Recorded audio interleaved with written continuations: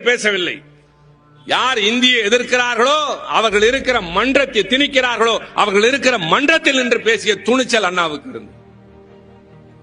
அதற்கும் பின்னால் பலமுறை அவருடைய வாதங்கள், அதனுடைய விளைவாக நமக்கு கிடைத்த மிகப்பெரிய பெருமிதம். நாட்கள் நெருங்குகின்றன.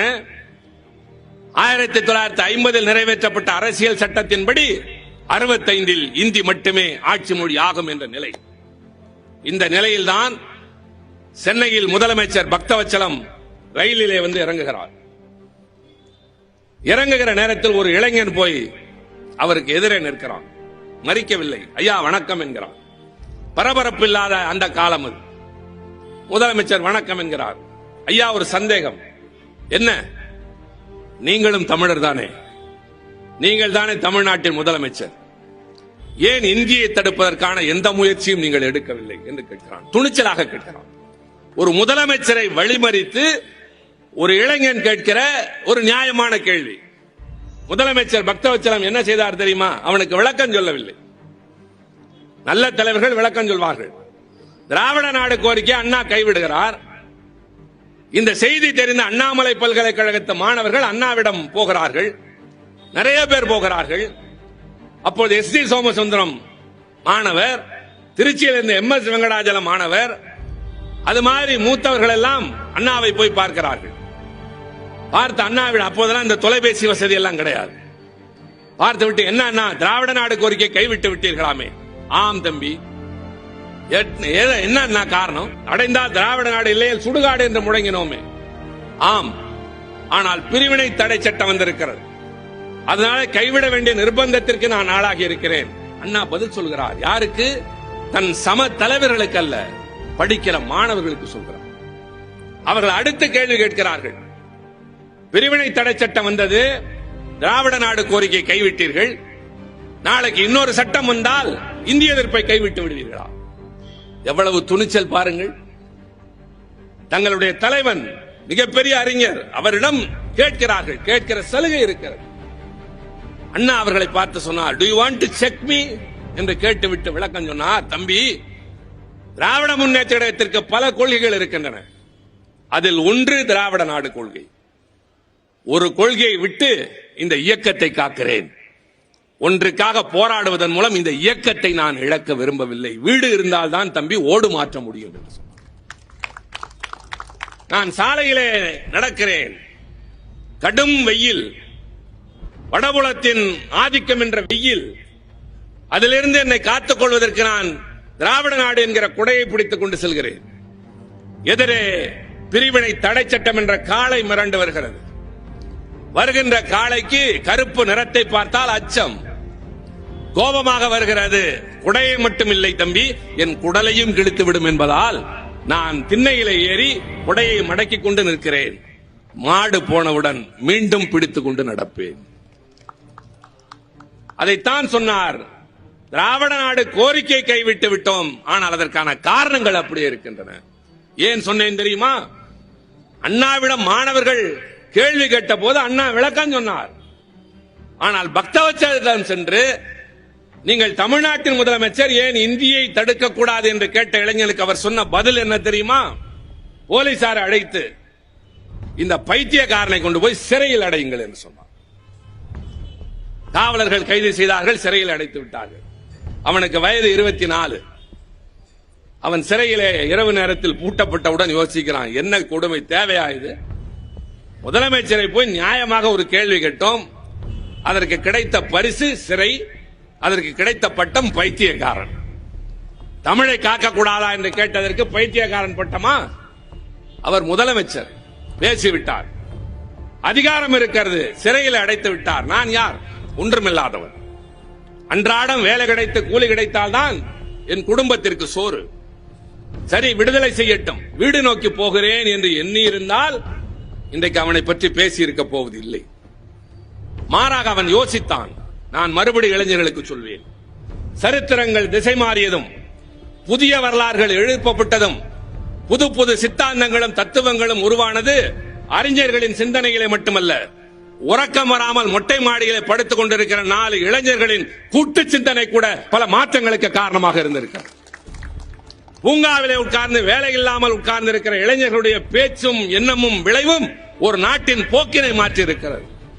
அதே போல அந்த இளைஞன் சிறையில் இருந்து யோசித்தான், விடுதலை ஆகட்டும், நான் ஒரு காரியம் செய்ய போகிறேன், நான் பைத்தியக்காரனா யார் என்பதை இந்த உலகம் தீர்மானிக்கட்டும் என்று எண்ணிக்கொள்கிறான். விடுதலை ஆகிறான். நேராக அவன் கிளம்பி வந்த ஊர் அவன் சொந்த ஊராகிய திருச்சி. திருச்சி ரயில் நிலையத்தில் காலையில் இறங்கினான். பரபரப்பாக ஊர் இயங்குவதற்கு முன்பாக தான் கொண்டு வந்திருந்த பையில இருந்த சட்டை அத்தனையும் மேலே போட்டுக் கொண்டான். வைத்திருந்த வேட்டி எல்லாவற்றையும் கட்டிக் கொண்டான்.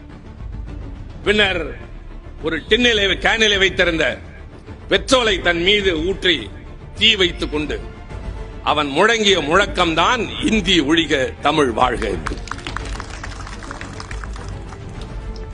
அவன்தான் கீழப்பழுவூர் சின்னசாமி.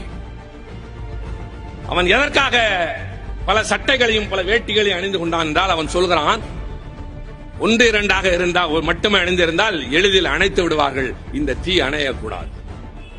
அணைக்க வந்தவரிடம் சொன்னான், என்னை காப்பாற்றாதீர்கள், தமிழை காப்பாற்றுங்கள் என்று சொன்னான்.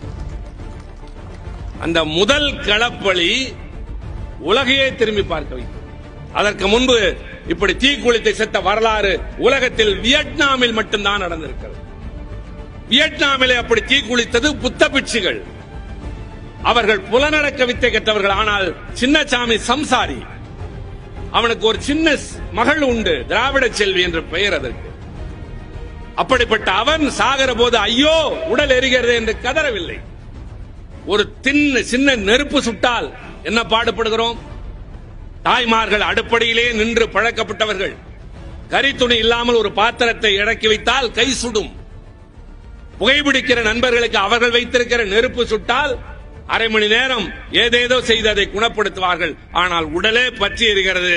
அவன் வாயிலிருந்து ஐயோ உடல் எரிகிறது என்று சொல்லவில்லை, இந்தி ஒழிக தமிழ் வாழ்க என்று சொல்லிவிட்டு செத்தான். அவனுக்குத்தான் வீர வணக்கம் இன்றைக்கு. இது தவசம் அல்ல தோழர்களே, ஒரு வீரனுடைய நினைவை போற்றுகிற நாள். இப்படி ஒருவன் வாழ்ந்தான் என்று வரலாற்றுக்கு எடுத்துச் சொல்வதற்கான. இதற்கு முன்பு உலகத்தில் மொழிக்காக தியாகம் செய்தவன் எவனும் இல்லை. அதன் தொடக்கம் இங்கே. தாளமுத்து, நடராஜன் 2 பேரும் சிறையிலே செத்தார்கள். சின்னசாமி தான் தீக்குளிக்கிற இந்த அத்தியாயத்தை தொடங்கி வைத்தான். பக்தவச்சலம் என்ன சொன்னார் தெரியுமா? பதறவில்லை. சோற்றுக்கு வழி இல்லாமல் தற்கொலை செய்து கொண்டு செத்தான் ஒரு பரதேசி என்பதை போல ஒரு வார்த்தையை சொன்னார். அங்கேதான் அதிர்ச்சி. ஒரு தியாகத்தை போற்றவில்லை, மாறாக சோற்றுக்கு வழி இல்லாமல் வாழ வக்கில்லாமல் மனமுடைந்து ஒருவன் தற்கொலை செய்து கொண்டு செத்தான் என்று சித்தரித்தார்.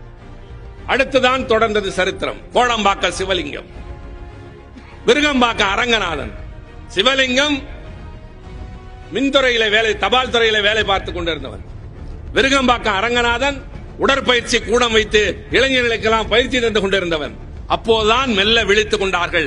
சோற்றுக்கு வெளி இல்லாத கூட்டம் அல்ல, சோறு எங்களுக்கு தேவையில்லை, மானமும் மரியாதையும் மொழியும் தான் தேவை என்கிற கூட்டம். மாயூரத்திலே சாரங்கபாணி என்ற மாணவன் தீக்குளித்து செத்தான். பீளமேட்டிலே தண்டபாணி என்ற ஒரு மாணவன் செத்தான். அண்ணாமலை பல்கலைக்கழகத்திலே மாணவர்கள் ஊர்வலம் வருகிறார்கள். ஊர்வலம் வருகின்ற மாணவர்களை தடுத்து நிறுத்துகிறது போலீஸ் கூட்டம். தடுத்து நிறுத்தி அவர்கள் மீறி வருகிற போது அடுத்த நிலைக்கு செல்கிறார்கள். வரிசையாக துப்பாக்கி உயர்த்தி பிடிக்கிறார்கள். பார்த்தால் பயம் வரும் அல்லவா? அதை போல வரிசையாக துப்பாக்கி நிகழ்கிறது. அடுத்து ஒரு அடி வைத்தால் இதிலிருந்து தோட்டா சீறி பாயும். இதுதான் எச்சரிக்கை. வந்த மாணவர்களில் ஒருவன் சொன்னான், உன்னிடம் எத்தனை துப்பாக்கிகள் இருக்கின்றன, அதுல எத்தனை தோட்டாக்கள் இருக்கின்றன, அதையும் தாண்டி தாங்குகின்ற மார்புகள் இங்கே இருக்கின்றன என்று நெஞ்சு நிமிர்த்தி வந்தான். வெடித்தது துப்பாக்கி. முன்னால் வந்த மாணவனுடைய வயது வெறும் 17. ராஜேந்திரன் என்ற மாணவன் அண்ணாமலை பல்கழகத்திலே துப்பாக்கி சுடப்பட்டு கீழே சுருண்டு விழுந்து செத்தான். அவன் ஒரு போலீஸ்காரருடைய மகன். போலீஸ்காரருடைய மகனை ஒரு போலீஸ்காரரை சுட்டுக் கொன்றார். தமிழ்நாடு முழுவதும் ராணுவம் வந்து இறங்கி சற்றேறக்குறைய அடையாளம் தெரியாமல் செத்துப் போனவர்கள், துப்பாக்கி சுட்டலை செத்துப் போனவர்கள் நூற்றுக்கணக்கில் இந்த மாநிலத்தில். அப்படி தொடர்ந்த அந்த போராட்டத்தின் விளைவாகத்தான் லால் பகதூர் சாஸ்திரி அஞ்சினார். மத்திய அமைச்சர்கள் 2 பேர் ராஜினாமா செய்தார்கள். அப்போதான் ஒரு உறுதி கொடுக்க ஆரம்பித்தார்கள். இந்தி பேசாத மக்கள் விரும்புகிற வரை ஆங்கிலமும் ஆட்சி மொழியாக தொடரும் என்று முன்பு நேரு பெருமான் வாக்குறுதி கொடுத்தாரே, அதை போல ஆட்சி மொழி சட்ட திருத்தம் கொண்டு வந்து அதிலே ஆங்கிலமும் தொடரும் என்ற நிலைதான் இன்றும் தொடர்ந்து கொண்டிருக்கின்றது.